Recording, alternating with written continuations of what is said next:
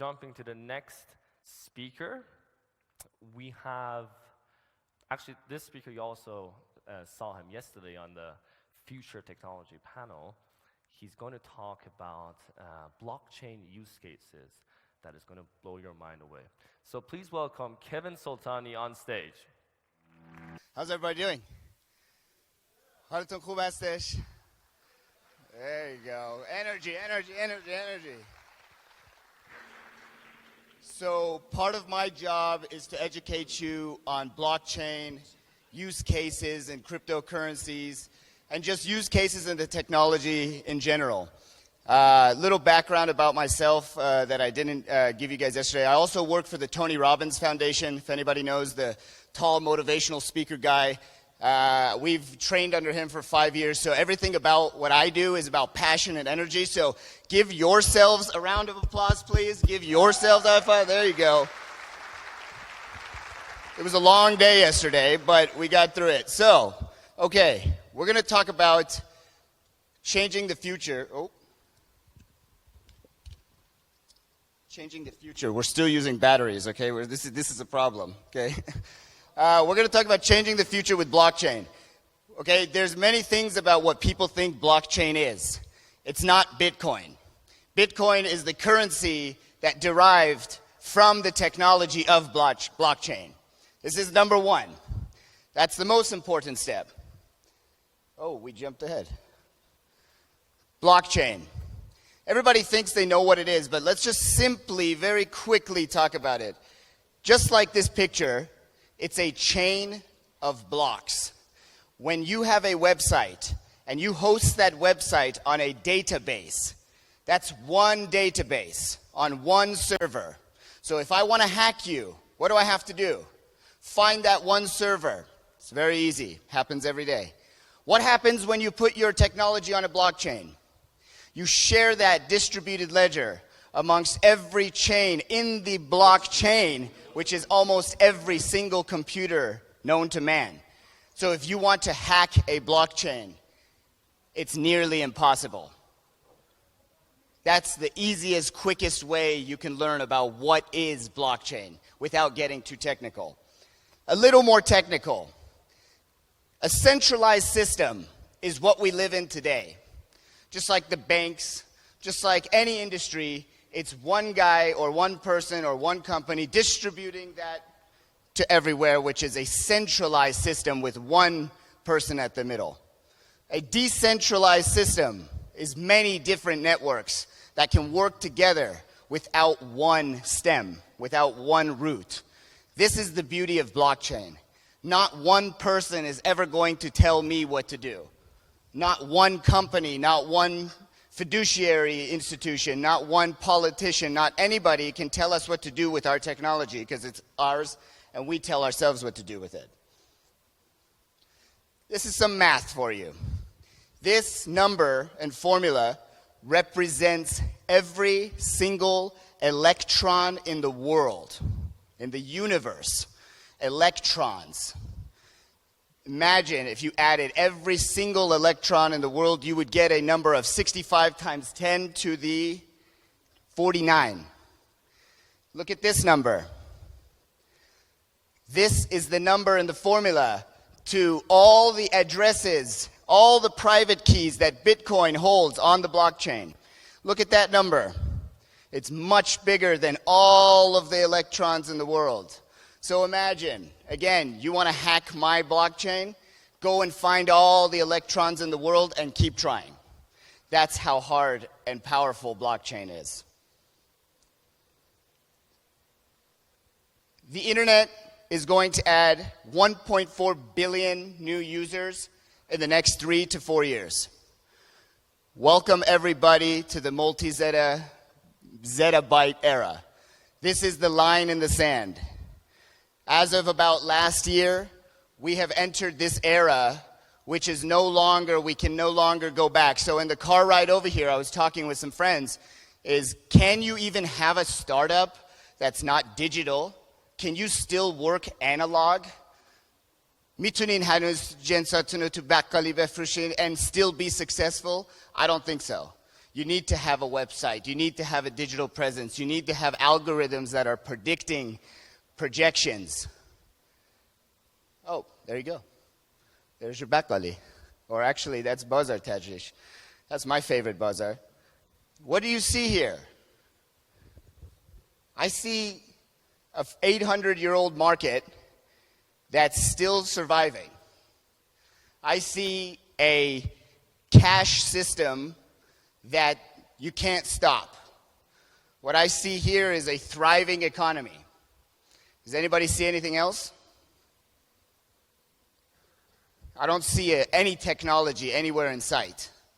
I don't see a computer. I don't see a point of sale system. I don't see a telephone. What gives? How? This guy is probably more successful than half of this room, including myself, because mashallah, he makes cash. And he has to go every morning at 7 in the morning and make this happen because it's a cash system. The beauty of this is that it works. It works. Okay?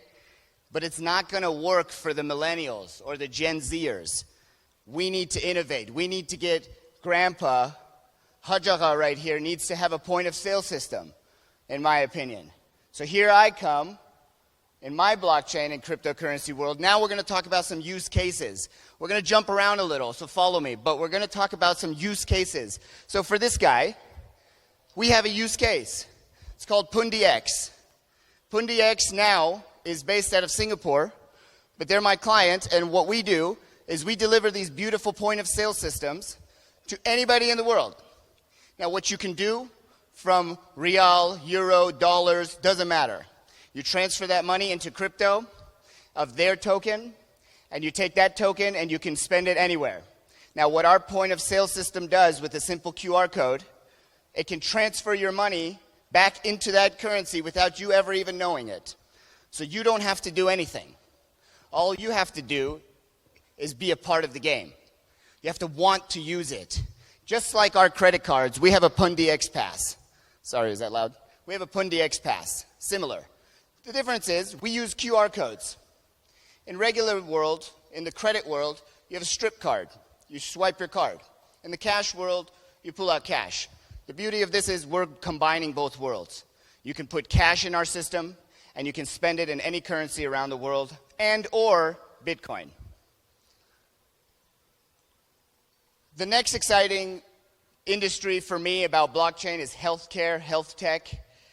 What we'll see happen in the next 5 years, I think, is going to be just incredible for healthcare. What we're going to see happen is something that's going to give the power back to the patient, something that's never been done. The patient never had the power.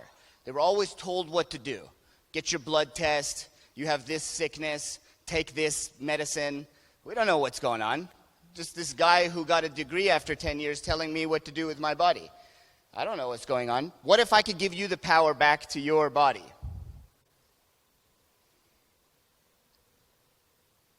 Next slide. Can you play the slide for me? Push play, please. No? There's a video right here. Can you push play?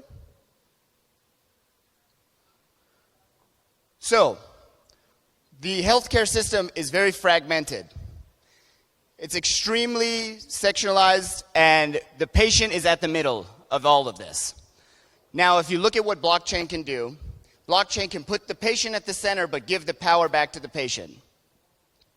Through our company, Donor Healthcare in Dubai, we give just that, the power back to the patient. How are we going to do that?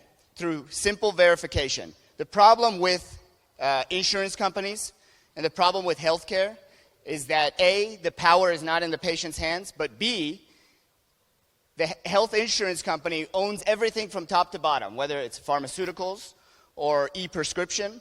So you look at this application that we have, all you have to do is when your medicine arrives, you tap your phone, just tap. You don't even need to open the app. And there's 3 calculators that come up. Safe, unused, and where it came from. So now you know where your medication came from, if anybody touched it, or anybody opened it, and how many and what information. Everything at your fingertips. Now, what we can do is we can prevent major sicknesses, and in times of disaster, when people are tapping their phone and all of a sudden in this room, 10 people says unsafe, unsafe. Okay, that's a problem.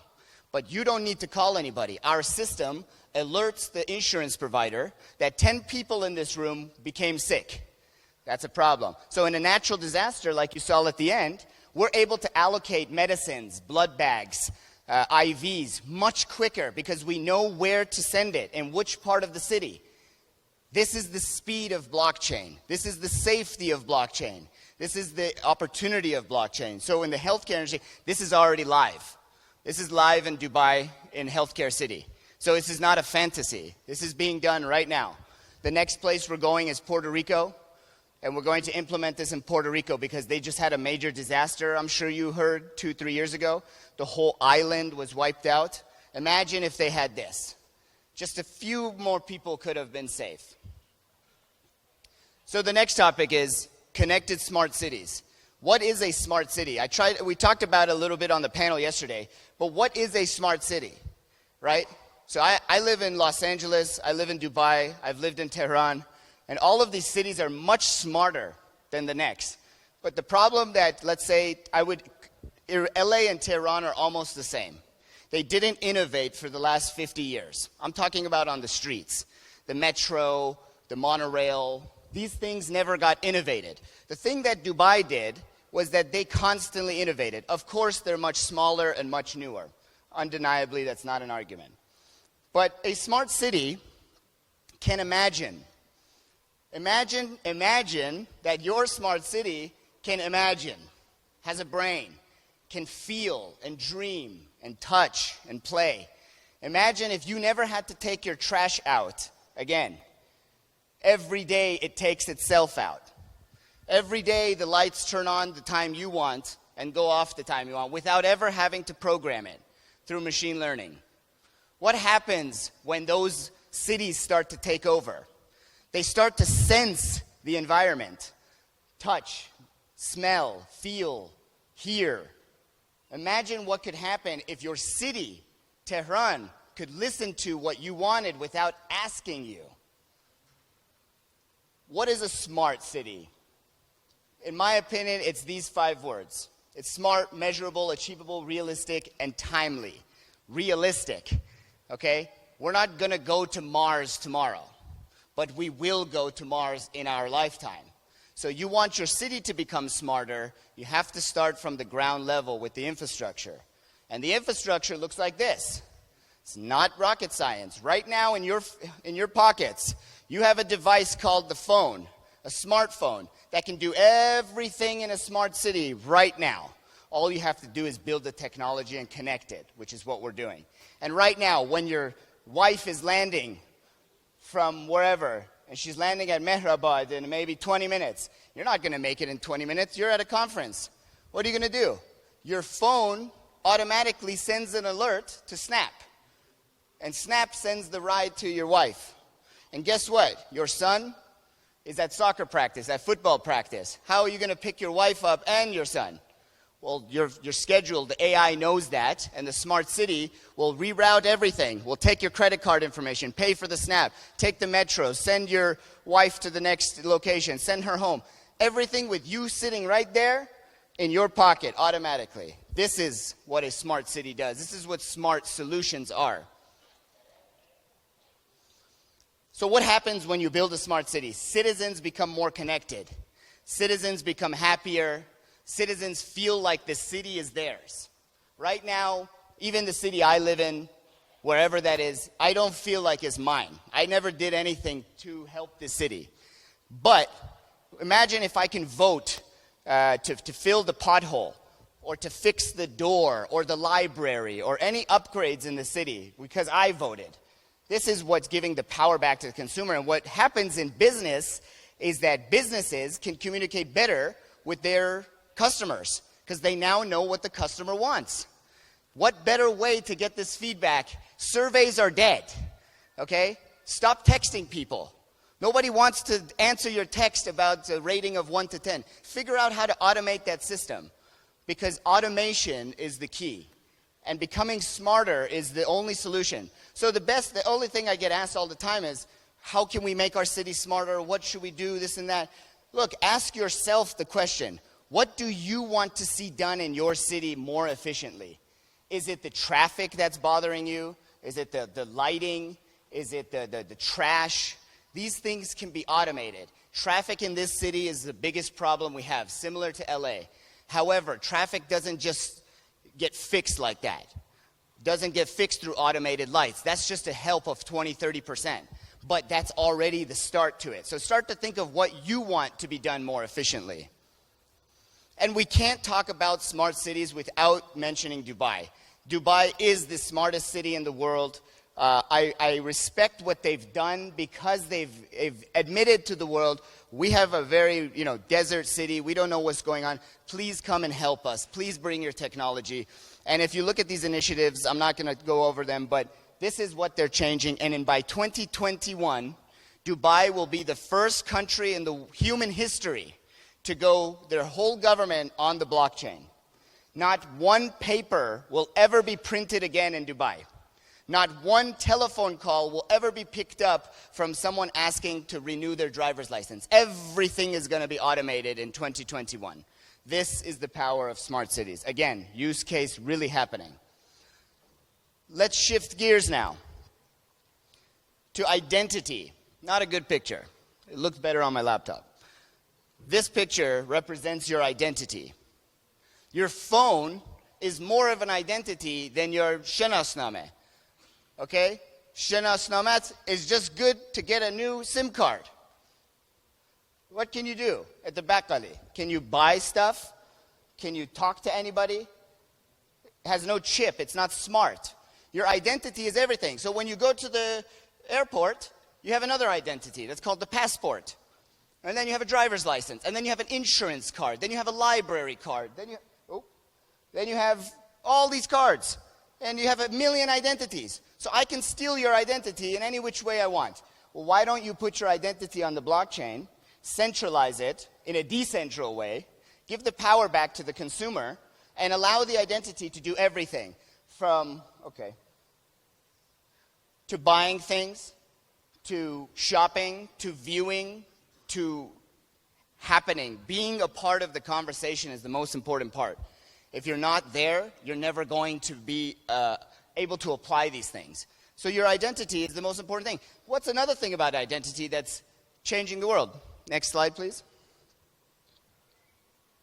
Next slide, please. 1.2 billion people in the world are without an identity. Right here in Iran, we have something like 5 million people undocumented. Not refugees, not bad people. These are just boomy people. They're still living in Shahristan somewhere, and this is just the way of life for them. They don't need a insurance card or a driver's license. We have 5 million people. Hududan like 3 or 4 million people, something like that. So India has like 300 million people undocumented. So the same technology that I showed you in the previous slide for your purchasing power and giving the identity back to you, India and the people unknown out there, what are we supposed to do about them? Well, that same technology of blockchain can be given back to the people that don't have an identity. Bring them online. That's where these 1.2 billion people are going to come from. Now, what a beautiful world that we live in if we can understand where everybody's in. Right now, we have a refugee crisis in Turkey and Syria and all these beautiful places. But these people are coming from countries and they don't know where to go, and they don't even have a name and number. We're in 2020 here, guys. Almost 2020. What are we doing? If we can't even document our people, what are we doing? So the same technology in blockchain that can be helped to give you guys the power back for your identity can also help someone without one. This is a project that's close to my heart and close to my friends and family because we helped this project get off the ground, and it's Ticken is the name of the company. However, what they do is, as you can see, they're giving the power of what NGOs and governments now do. They're making them better. So we have about a few million refugees out there right now coming from Syria that are undocumented. These aren't poor people. These are doctors, lawyers, engineers. These are not regular people, but they're undocumented. So my friend, he's a Holland native, and he comes to Holland one day, and they throw him in a refugee camp because he didn't have an identity. And this guy created this project, and the Prince of Holland picked him out of the refugee camp and said, no, you're a genius. He gave him $1 million for this project, Project Zinc, and it's pretty much, zero children, zero invisible children. If we have children at 1 year old, 2 years old, future doctors, future CEOs, future Elon Musks, that we can't even take care of and document, forget about the food and water for a second. We can't even document them. We have a major problem on our hands. So we're giving the power back to those that don't have any. And it's a beautiful world we live in right now. It's an amazing time we live in. Learn about blockchain. Learn about crypto. Learn about the things that can give the power back to you. Learn about the things that can give your identity back to you and protect that in any which way you can. باعث افتخار منه که به امروز باهاتون اینجا باشم. مرسی.